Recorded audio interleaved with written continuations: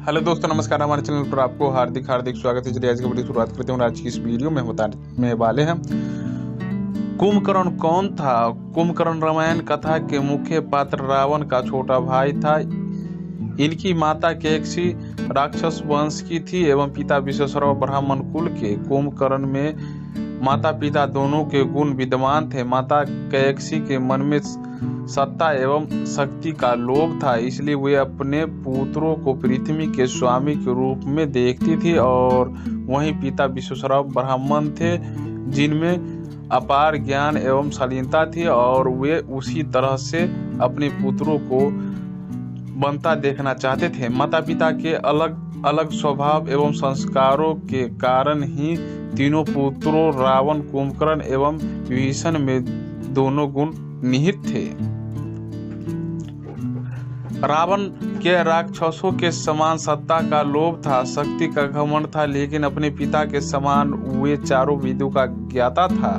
उसमें अपार ज्ञान था, लेकिन माँ की छाया में रहने के कारण उसकी अच्छाई पर बुराई का प्रभाव ज्यादा उभर कर सामने आया। वहीं कुंभकर्ण में भी अपार शक्ति थी, लेकिन भाई प्रेम के कारण उसने कभी अपने भाई का विरोध नहीं किया। वहीं विभीषण पर पिता की छाया अधिक थी, इसलिए उसने सदैव अपने भाई रावण को सही गलत का भेद समझाया।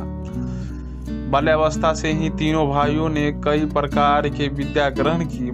माता की सीख का प्रभाव रावण पर अधिक था एवं विभीषण पर पिता की सीख का, लेकिन कुंभकर्ण में दोनों के गुण विद्यमान थे। कुंभकर्ण को खाने का बहुत अधिक शौक था एवं अपने बड़े भाई के प्रति अंधी श्रद्धा भी थी।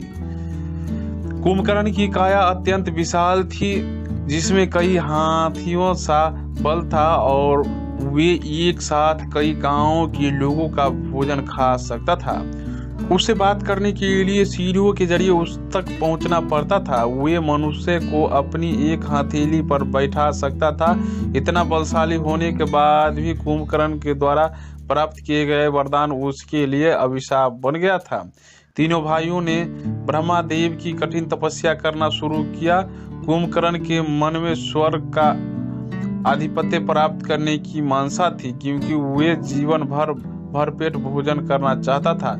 उसकी इस इच्छा के कारण सभी देवगण चिंतित थे, क्योंकि अगर उसकी इच्छा पूरी होती तो संसार का संपूर्ण भोजन खत्म हो जाता और सभी जगह त्राही मच जाती। इस समस्या के निवारण के लिए सभी ब्रह्मा देव के पास पहुंच जाते हैं। तब माता सरस्वती इस समस्या का निवारण करती है। वो कहती है कि जब कुंभकर्ण वरदान मांगेगा तो मैं उसकी जीवा पर बैठ जाऊंगी और वो बोल नहीं पाएगा। कुछ समय बाद ब्रह्मादेव कुंभकर्ण की तपस्या से प्रसन्न होकर उसे दर्शन देते हैं और उससे मनचाहा वरदान मांगने को कहते हैं। तब कुंभकर्ण जैसे ही इंद्रासन बोलने के लिए अपना मुंह खोलता है, उसके मुंह खोलते ही उसकी जीवा पर देवी सरस्वती बैठ जाती है और उसके मुंह से इंद्रासन के स्थान पर निंद्रासन निकल जाता है। ब्रह्मादेव उसे तथास्तु कह देते हैं, जिसके बाद कुंभकर्ण बहुत दुखी होता है और ब्रह्मादेव के सामने विलाप करने लगता है और याचना करता है कि ब्रह्मादेव उसकी सहायता करे। तब ब्रह्मादेव कहते हैं कि दिया हुआ वरदान वापस नहीं लिया जा सकता, लेकिन मैं तुम्हारी भक्ति से बहुत प्रसन्न हूँ, इसलिए तुम्हें इतना दे सकता हूँ कि तुम 6 माह तक विश्राम करोगे। 6 माह के होते ही एक दिन के लिए जागोगे और पुनः 6 माह के लिए सो जाओगे।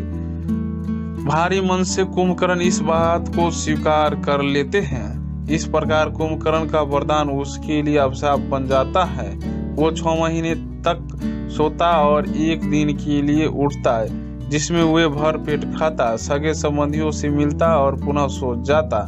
कुंभकर्ण का होना न होना एक बराबर हो चुका था। ऐसे में उसे अपने भाई रावण के अधर्मी कार्यों के बारे में कोई जानकारी नहीं थी।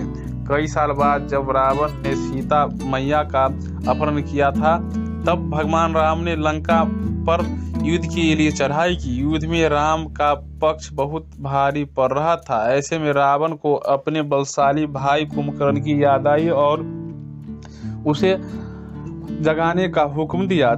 क्योंकि कुंभकर्ण को सोए अधिक समय नहीं हुआ था, उसे जगाने के लिए कई कठिन कार्य किए गए।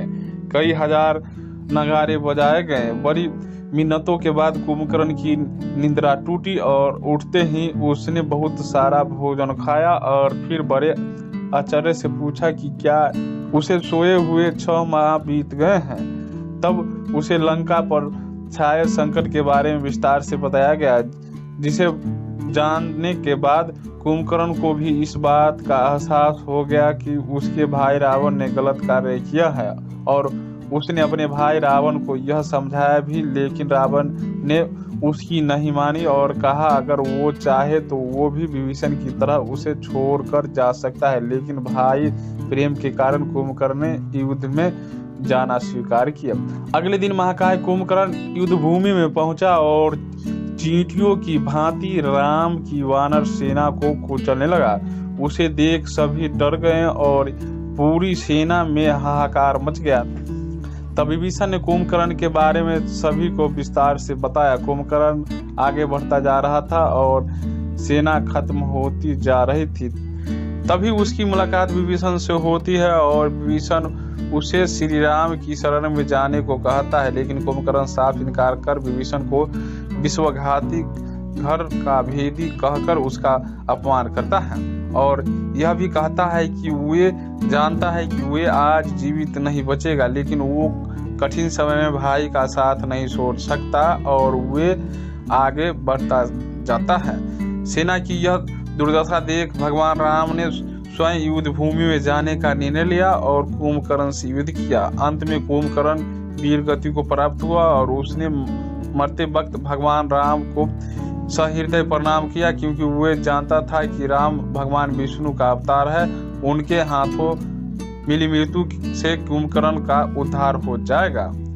रामायण महाकाव्य में धर्म अधर्म का बहुत सुंदर चित्रण किया है, जिसमें भातृ प्रेम की जो कहानियां हमने सुनी है उसका अंश मात्र भी कलयुग में देखने के नहीं मिलता। ऐसे ही कई रोचक कहानियां जानने के लिए हमारा चैनल को सब्सक्राइब कर दे और अपने मित्र जीवनों को साथ भी शेयर कर दे। फिर मिलते हैं किसी अन्य वीडियो में इसी तरह इस प्रकार किसी नए टॉपिक के साथ।